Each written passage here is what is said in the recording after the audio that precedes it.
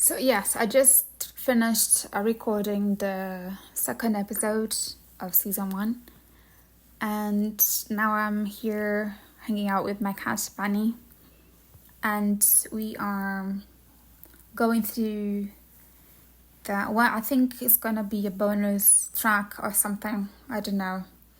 It's kind of continuation of the second episode, but from a specific perspective, which is the illusion of corporate loyalty. I was hired on December 1st, 2025, and I started training on December 9th. On December 15th, I was already on-site training. And because it's a mine, it requires specific security, safety protocols. So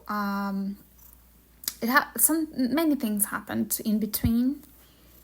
I started being public shamed during my training week twice, and I complained about it to one of my managers, and I said I don't like being called out for something that is out of my control.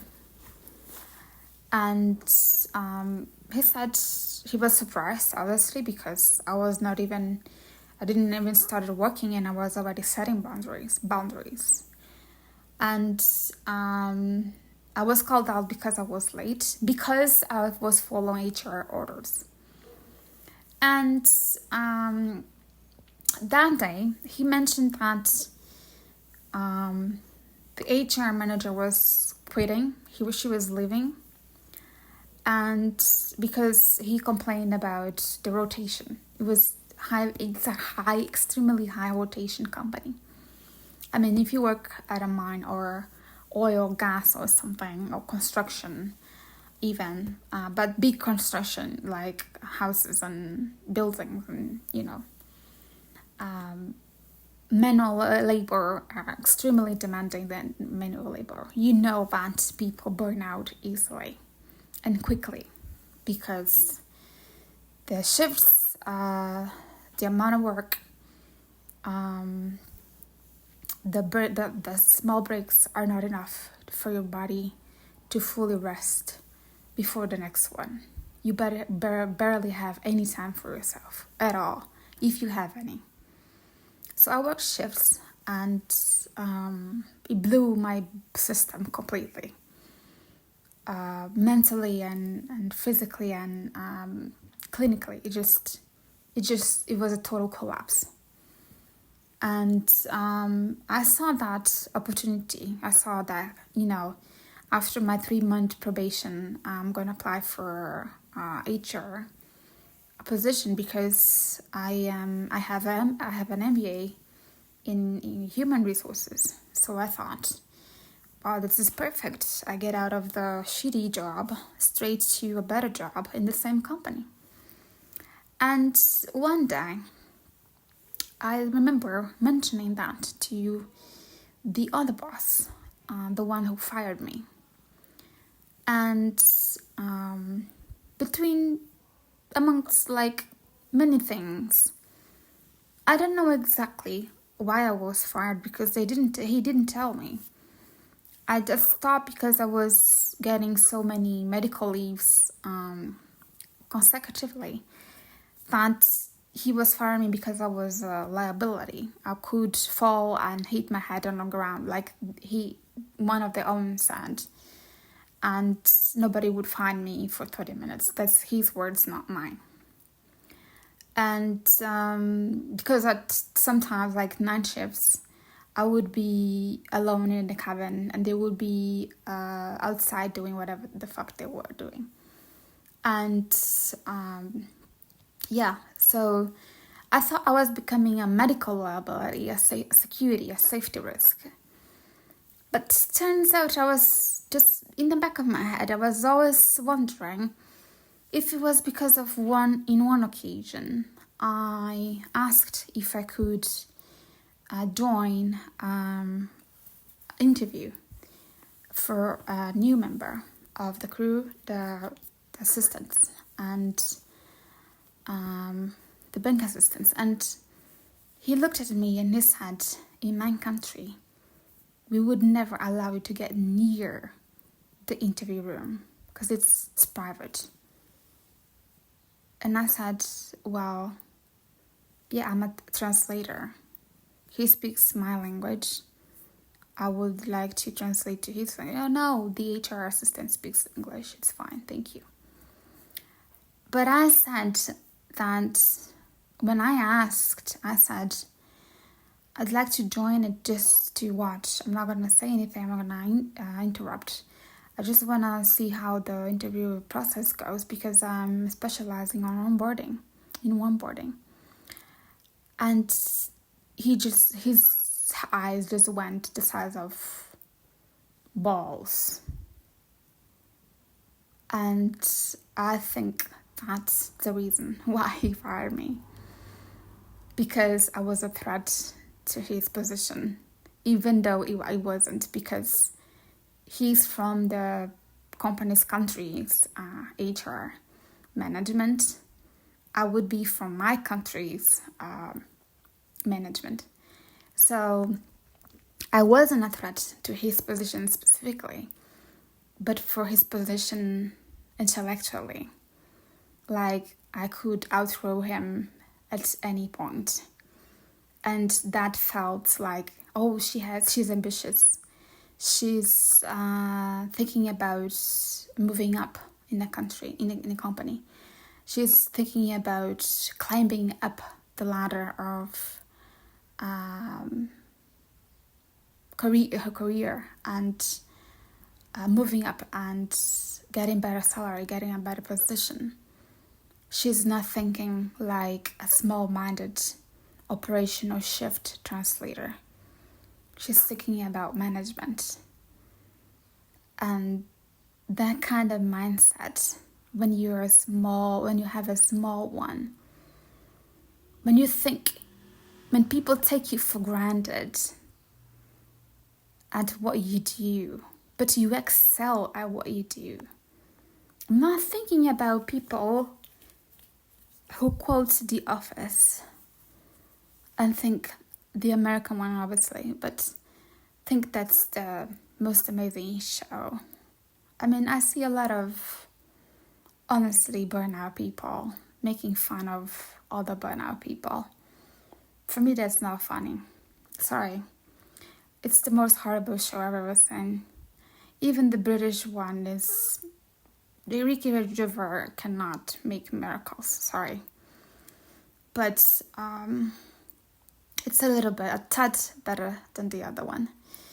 Anyway, when you're mediocre, when you have little education, and you somehow end up in a high position at a company, and you see younger people, especially women, who he got my CV, he interviewed me, he knows exactly the kind of education that I have. I graduated in computer science before AI, so fuck off. I never had a fucking essay made by fucking AI, okay? Let's be clear about that. In 2010, I'm not a native English speaker, and in 2010, at the age of 20-something, 21, 22, I was already studying applied mathematics from an Indian professor on YouTube. So fuck you if you think that's not high intellect achievement. Fuck off. Alright? So I'm not gonna even brag about the other ones. This one is enough. But 2 years later, I was in Italy. I I won a federal scholarship by my own merits. It wasn't fucking Jesus. It wasn't fucking faith. It was my fucking hard work. I worked 2 years to meet the criteria for the scholarship. And I researched effective computing when fucking AI, cognitive science, whatever, wasn't even a thing. At the Università degli Studi di Milano statale. Allora, parlerò anche italiano. And yes, I'm flexing. So the corporate loyalty goes off, way off. The fucking, whatever you call that, sewer. When they realize you want more, you are hungry. You can do more. You are able to do more because you're qualified, overqualified for that job. You took it because you take this fucking, what do I call it? It's sub-jobs. Because you have fucking bills to pay. If you are like I am, I have 8 pets because I'm an individual protector since 2015. I was depressed, highly depressed, sensitive. I was traumatized by the amount of animals I was seeing in my way to work. I just started just grabbing them and taking them home. At a point, I had 16 pets in my house, and my mother was going nuts because we didn't have money to buy food for all of them. So right now, I just 8, but 7, I don't know. Yeah. If you are like I am, you have people to take care of, feed, and you take any job just to pay the bills. I know that's the right thing to do at the moment, but then you start feeling unfulfilled, like that doesn't work as well as it did in the beginning, because the overload of work is just not enough for the money that you're getting. Not fucking far enough. And then you start questioning even if you should be there at all. And then you remember why you're there. Well, I have a mouth to feed. If you have children, it's even worse because responsibility is just as much as a pet. Honestly, I don't minimize pets at all. I will never do that. So, yes, you just start questioning whether or not you should be there. And then you start just giving you bare minimum. And avoid people and avoid useless conversations. You start isolating yourself or being isolated and ostracized like I was. The harassment, the humiliation, the lack of respect, not being heard, being ridiculed by your ideas. That's the kind of thing that burns you out. You get home, you don't rest. You don't get enough sleep. Your body shuts down, your mind shuts down. And here is where I do the parallel with Stephen Colbert. Why competence is a threat. Colbert was my companionship. He will never know this, I guess. But for the past, since 2024, I found out about his show. No, way before that. I think 2021. Before the pandemics. Yes, I think about 2020. Before the pandemics, I started watching him, which is about 6 years ago. I couldn't bear his show during the pandemic, so I stopped watching. So after that, from 2024 to 2025, he was the only show I would be eager. Like, I'm looking forward to seeing Stephen Colbert today. For me, he's just Stephen. I like the way that the thing that I like him about the most is his honesty. You can hardly call him a fake guy. So he is who he is, unapologetically. And that's what I call myself. I call myself unapologetic. I don't even know how to say that shit. Anyway, I've always known, he has amazing fucking team of writers. The best team of writers I've ever seen in my whole fucking life. I have no experience with late night shows because I can't stand the other ones. But Stephen was my reference. He's my reference of late night shows. And he's not. He says it's about the jokes. Honey, it's not about the jokes. It's about the brilliancy, the brilliant, intrinsic, the puzzle of words that comes out of your mouth, and that you bring it to light. You make words come to life.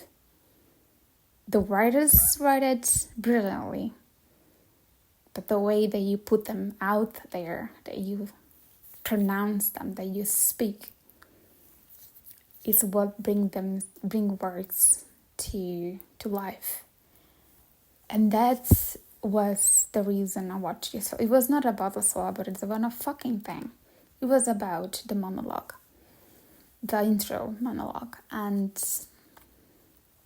I'm shaking right now because I'm getting emotional. And to be honest, when he said the show is cancelled in July last year, I immediately stopped watching. Because of one of my conditions, I have abandonment and rejection issues. I have fear of being rejected. I think that everybody's gonna leave me. And honestly, my phone is shaking. And when he said those words, rejection and abandonment became real to me. That he was gonna leave me. I know it sounds insane that I was projecting that rejection and abandonment towards a celebrity I've never heard of me. They probably were never real.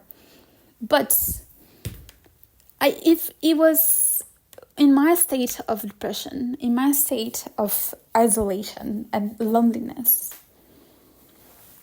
because loneliness and isolation are different for people in general, especially with depression.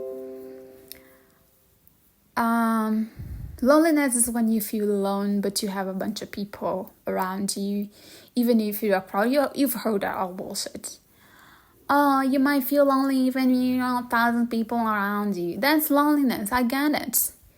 But being physically isolated and emotionally and socially isolated, it's totally different shit. You have literally no one to talk to. You have no lunch to go to. Oh, let's go to a brunch on the 5th Avenue, Saturday noon. That's not my reality, bitch. I got no brunch to go to with no fucking nobody. Nobody's inviting me to fucking birthdays anymore. Or weddings or anything. Well, that's the difference. For me, that's the difference. That's basically it. If you have a better one, fuck off. But anyway, it hit me really hard. So I immediately stopped watching the show. But because of my recent 2 months, the mission, like firing, I was kind of, the YouTube algorithm just brought him back. And I started watching it again, not out of pity, but out of, I could relate to him now. And his journey was, honestly, I was fired one day, just like I think what happened with Tom Hardy and my episode 2, I spoke about it. I got there, I guess people just said something and he got fired on the same day. That's what I mean, on the same day. I got fired on the same day. They just called me up, this pathetic little squirrel motherfucker. He's just pathetic little man. He said, "We don't need you anymore." And I asked, "It's because of my medical leaves?" He said, "No, not really." And they hired an analyst, a consultant, just to fire me, because there's only an HR assistant. He couldn't fire me. So they hired quickly this consultant on Monday, and I was fired on Thursday. So if that's a coincidence, fuck me coincidences. I don't believe in coincidences. They hired a fucking cunt to fire me in 4 days without making any assessment whatsoever about my health. So what I did was fired in one day, got my shit, and went home. They didn't even let me work the day. They didn't warn me before. They didn't do anything. I'm gonna talk about this later. I was just, cut through my throat, like sliced my throat and sent me home. And yes, Colbert, Stephen, was just the opposite. I think he had about 9 months, almost a year, to go to work, knowing that he was already fired, that the show had already a deadline to end because of something he said. And I couldn't relate more to anyone than Stephen at that point. I mean, I've been following the guys for years. And I was about to lose my only reference about late night shows from my generation. I'm 37. And the thing is just I was really lost, and I refused to follow up. It's like watch a dead man clinging to life for 9 months and then watch him being buried. That's how I felt about Stephen Colbert show ending. And watching the interviews, because now fucking Instagram can't keep showing me interviews about him. Enough. It's just enough. I've got enough. I don't care. CBS is cancelled and should be for the rest of his miserable life. It was not just a show, it was just to prove that corporate loyalty doesn't exist.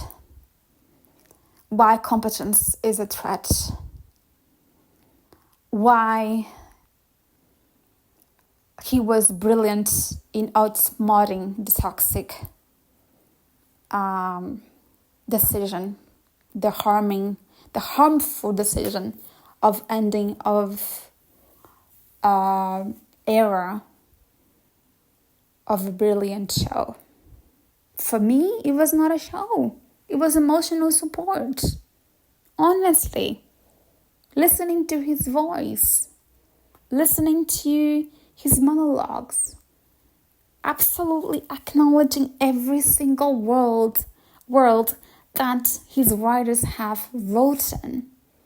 And I was like, fuck, those are good, nice, brilliant people. He's just a messenger. He does it well. But those are fucking brilliant people. I want more. And to end that, to sever that, because of politics, is mediocrity at its peak. It's cowardice of labor lawyers. It's cowardice of bribing. It's cowardice behind pathetic lies.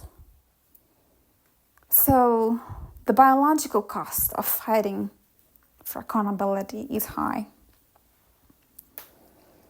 It's extremely high.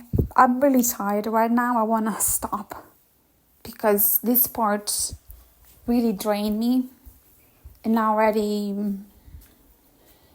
recorded a 36-minute episode, but I'm almost finished. This one won't take so long.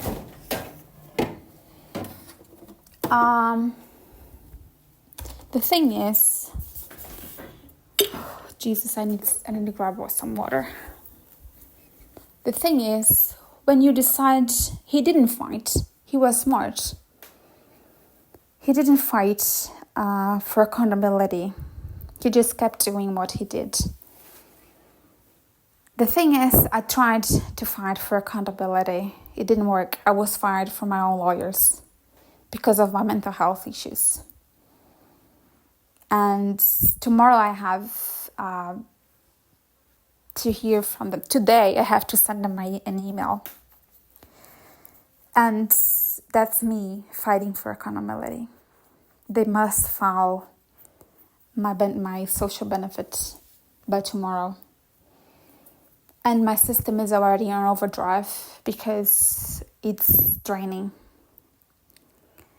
It's draining, it's exhausting, and every time I have to sit and make a petition myself or organize extrajudicial notification, but it's what we call it in my country. I don't know how they call it in your country, but you must find out because that's your best friend. It's a legal document that you can use to fight for accountability that costs you absolutely nothing. So you must find out what document you can use in your country that has legal value and requires their own fucking lawyers to do it. You can do it on your own. Be smart and use your brains. So when you do this, when Stephen apparently just let it go, when I apparently just let the labor suit go, because they already fired me, there's no fuck all that I can do about it.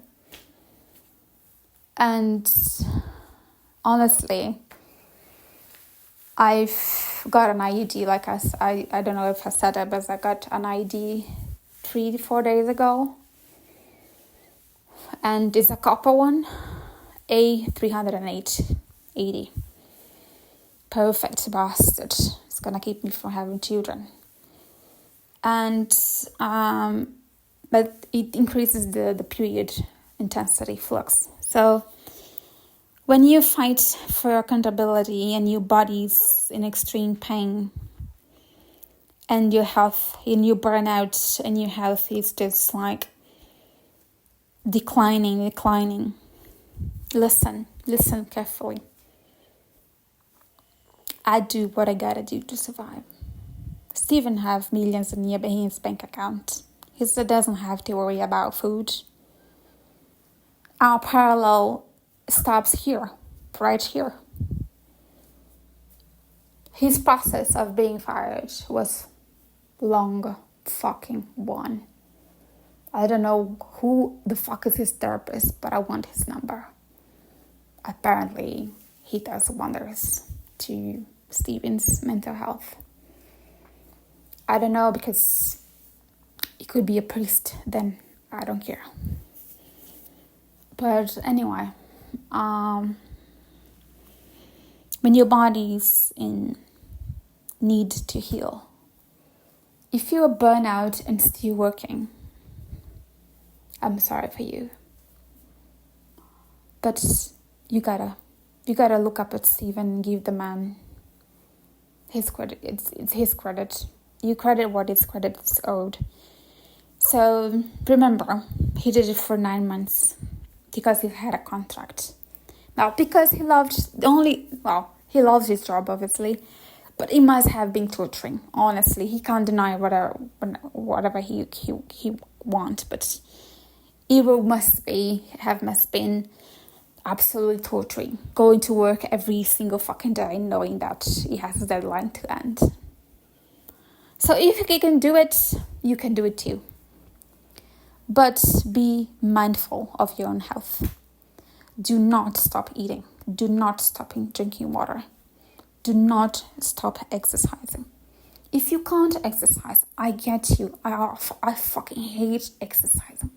If people tell me to go for a run, I hate my fucking sister.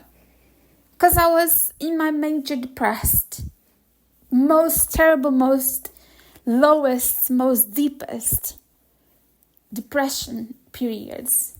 And she would look at the fat bastard, fucking cunt, would look at me and say, go take a walk by the shore, the river shore. And I wanted to murder her because I didn't feel like, and I don't feel like going for a walk. Now, if you have a dog, you have to walk. Use that as your daily walk. If you have a cat, put the bastard in a basket or in a purse. Or if you have, like mine, Benny, which is still learning how to navigate outside, outdoors spaces, I put it in a leash and we go for until the corner street. That's my walk. Fuck off if you run 5K every single morning at 4 a.m. I hate you. But why everybody wants to run Boston Marathon every year? That's sick. You have issues.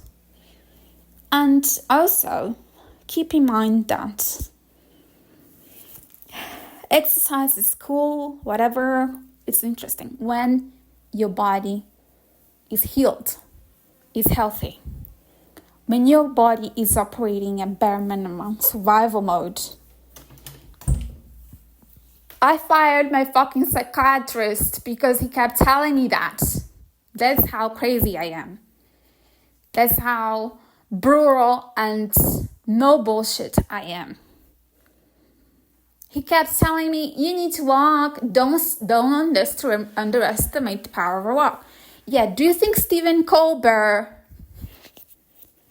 was having walks every single day? I don't know, maybe he's motherfucker. But I'm not. And if you don't feel like it, don't do it.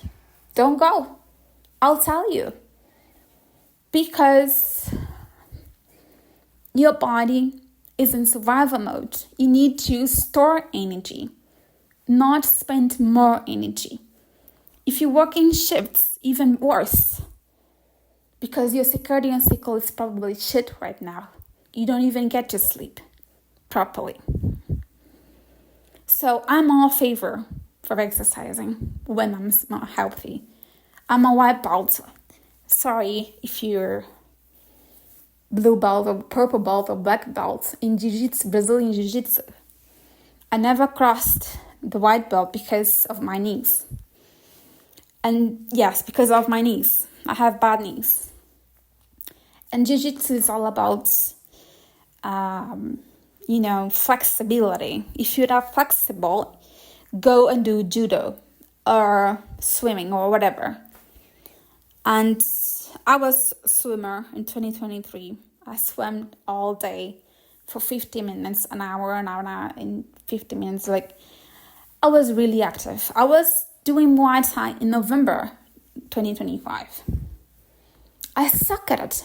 My kicking is awful. It's shameful. But I tried. I scored a brand pair or a new red gloves.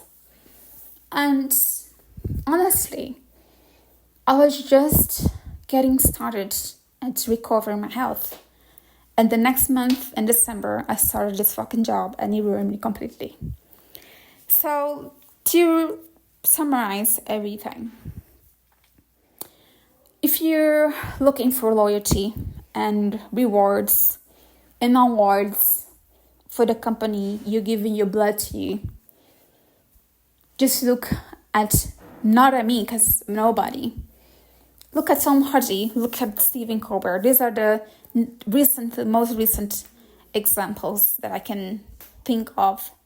There is no corporate loyalty. You will be thanked out when your competence becomes a threat. If you aren't smart, toxic HR and gaslighting at your company, you're halfway there. But you must learn the ways to do that. There are cowardice only amongst lawyers.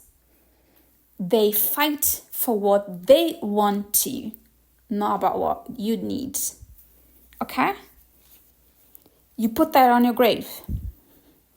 Now, the biological cost of fighting for accountability is high, like I said. If you cannot do it in a professional, cold manner, you lose. Because you become emotional, you look for revenge instead of justice.